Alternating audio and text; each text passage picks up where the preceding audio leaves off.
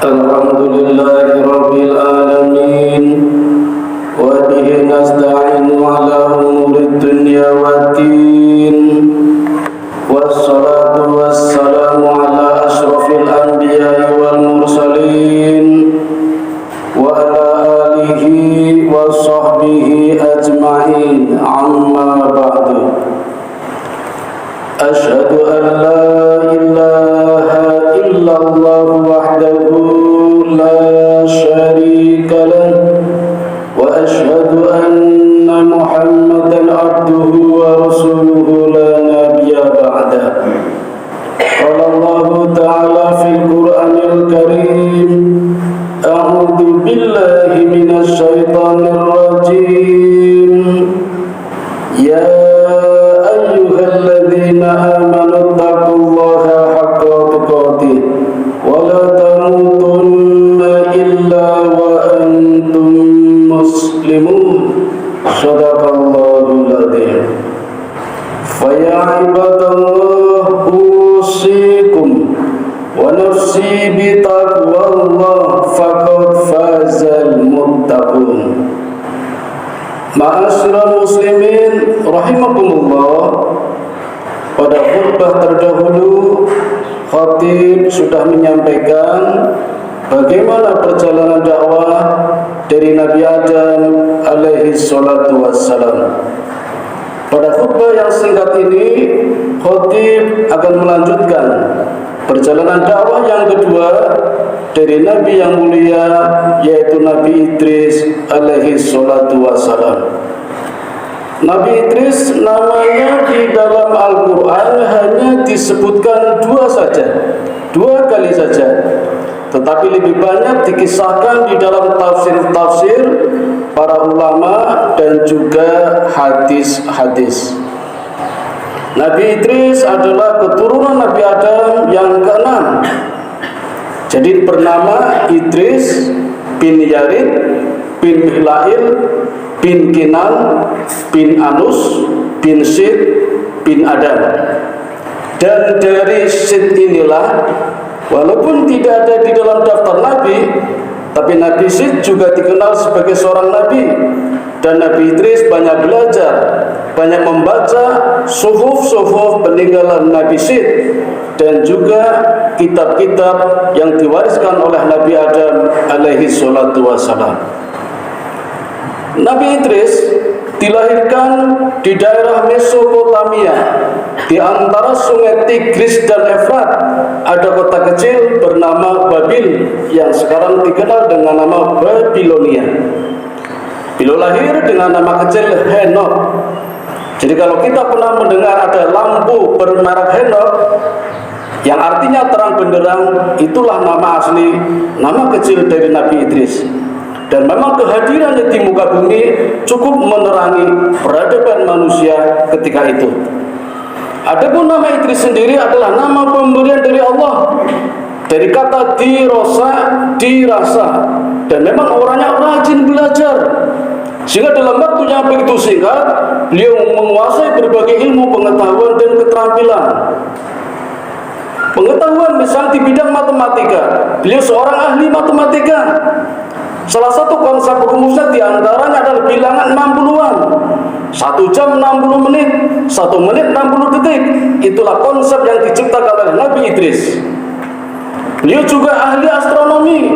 Kalau kita melihat langit begitu terang dengan bintang-bintang, cukup dengan itu saja. Nabi Idris tidak. Nabi Idris menciptakan arah mata angin dengan kemampuannya di bidang astronomi. Beliau juga orang yang pertama kali mengenalkan alat tulis berupa pena yang sampai sekarang kita pakai, yang kita tinggal beli saja. Inilah konsep yang diciptakan oleh Nabi Idris. Bahkan Nabi Idris dengan jemarinya mempunyai keterampilan dapat membuat pakaian dari rumput kering. Dia juga seorang sosiolog sekaligus negarawan. Di usia 80 tahun Nabi Idris membagi dunia ini menjadi 4 belahan dunia, barat, timur, utara, selatan, yang masing-masing ada rajanya. Dan Idris mampu membangun 100 kota modern dengan 100 bahasa. Jadi kalau misalnya sekarang Yogyakarta dianggap kota modern, maka di zaman Nabi Idris mampu membangun 100 kota modern. Jadi jangan beranggapan zaman dulu kotanya kota pedalaman, kota terbelakang modern. Tetapi karena umatnya, umat bernama Duriyat Qabil, Allah menghancurkannya. Dan nanti dibangun lagi setelah Nabi berikutnya hadir. Di kota 100 kota modern yang menciptakan adalah Nabi Idris dengan 70 bahasa. Inilah kemampuan Nabi Idris di bidang pengetahuan, keterampilan, dan peradaban.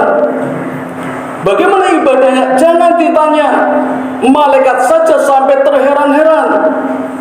Nabi Idris pernah berpuasa dalam waktu 1 tahun berturut-turut tanpa berbuka.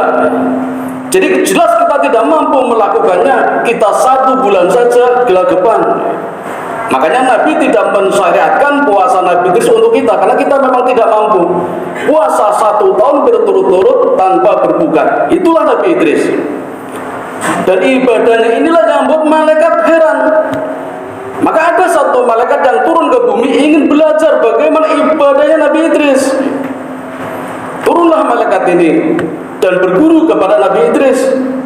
Sampai Nabi Idris penasaran dan bertanya, siapa gerangan yang selalu mengikuti aku? Ketika aku berjalan mengikuti, ketika aku berhenti, ikut berhenti.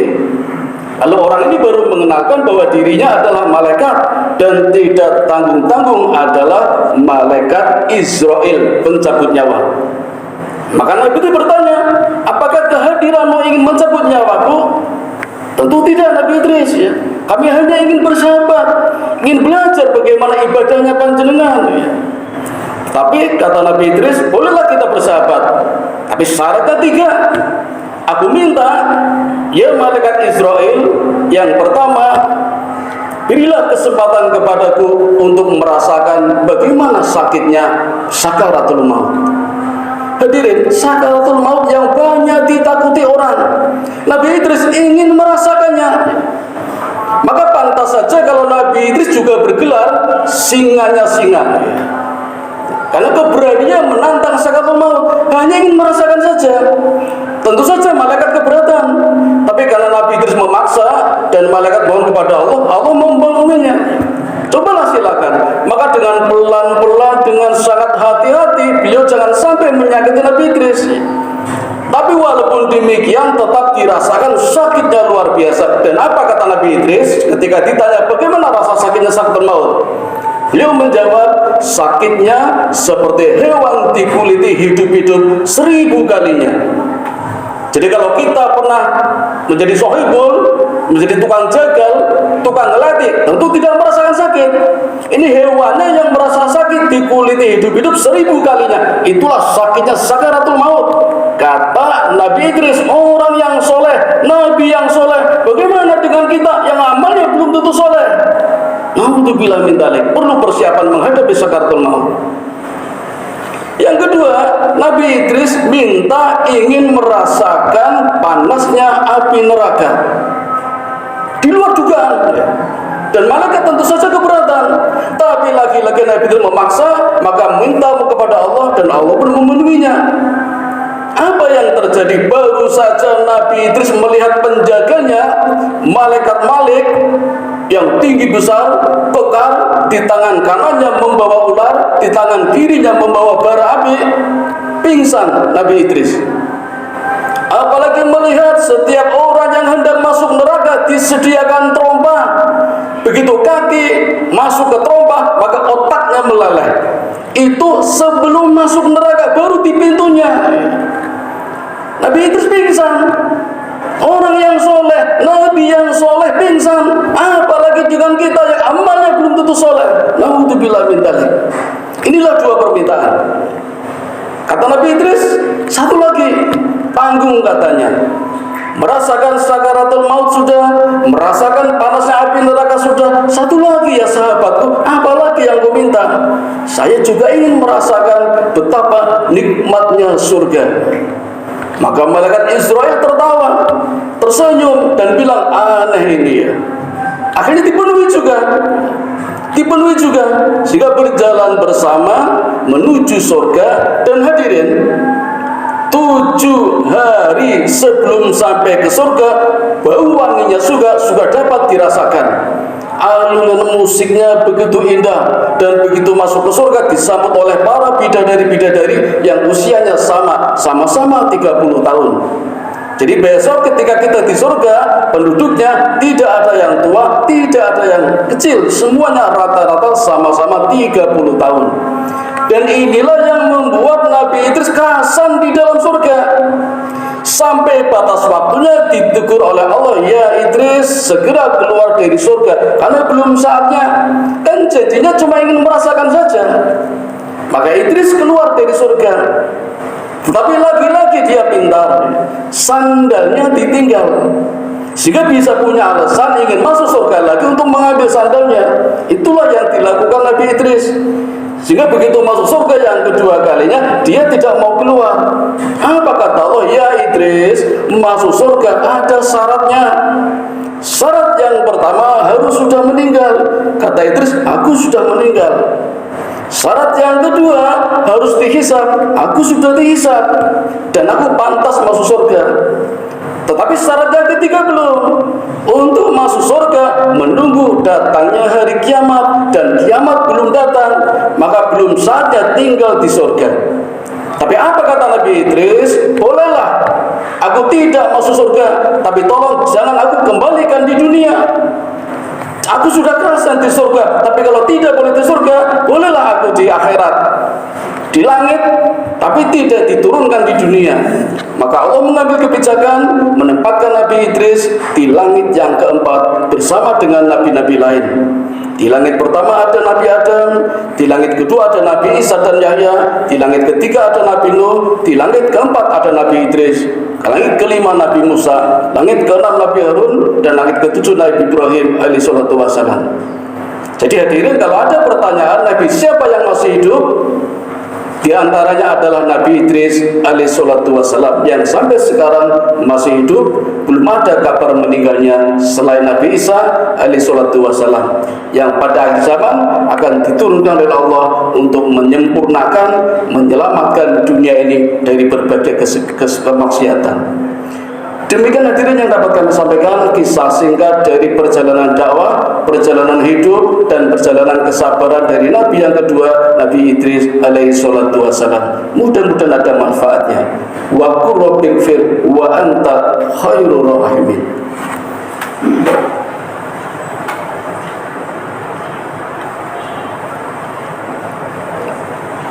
Alhamdulillahilladzi hadana li hada wa ma kunna linahtadiya laula an hadana Allah. Asyhadu an la ilaha illallah wahdahu la syarika lah wa asyhadu anna Muhammadan abduhu wa rasuluhu la nabiyya ba'dah.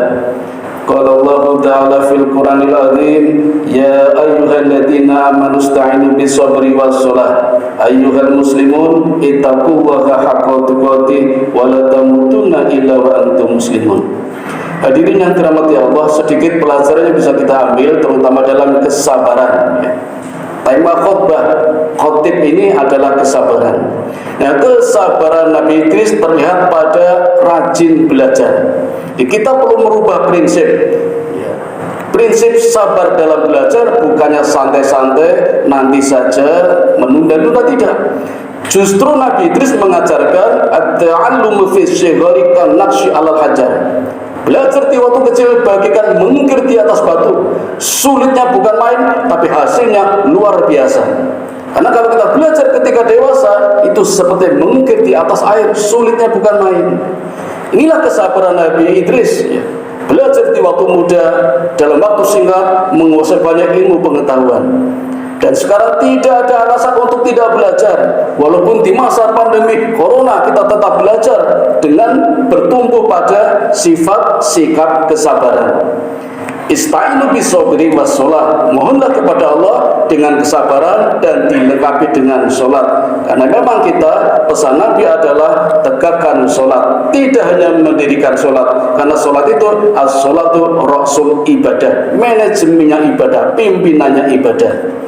Inilah diri, mudah-mudahan kita bisa menarik kesimpulan dan mengamalkannya walaupun sangat sedikit sekali. Mudah-mudahan Allah memberikan kesempatan, keluangan hati kepada kita untuk bisa menunaikannya, menjadikan amal yang baik bagi kita semua. Amin ya rabbal alamin. Mari kita berdoa bersama-sama, mudah-mudahan Allah sayang kepada kita hingga musibah yang menerpa dunia ini, terutama negara kita, segera berlalu dengan iman kita yang tetap bertambah. Amin ya rabbal alamin. A'udzu billahi minasyaitonir rajim. Bismillahirrahmanirrahim. Innallaha wa malaikatahu yusholluna 'alan nabi ya ayyuhalladzina amanu shallu 'alaihi wa sallimu taslima. Allahumma shalli 'ala Muhammad wa 'ala ali Muhammad kama shallaita 'ala Ibrahim wa 'ala ali Ibrahim wa barik 'ala Muhammad wa 'ala ali Muhammad kama barakta 'ala Ibrahim wa 'ala ali Ibrahim fil alamin innaka Hamidum Majid. Allahumma ighfir lil muslimina wal muslimat wal mu'minina wal mu'minat al ahya'i minhum wal amwat innaka sami'un qaribun mujibud da'wat wa qadiyal hajat wa qadiyus syahwat. Allahumma inni as'aluka ilman nafi'a wa rizqan thayyiban wa amalan mutaqabbala. Allahumma inni as'aluka al-huda wat-tuqa wal-afafa wal-ghina. Allahumma ja'alni syakura waj'alni sabura waj'alni fi ainin sahira wa fi a'yunin nasi kabira.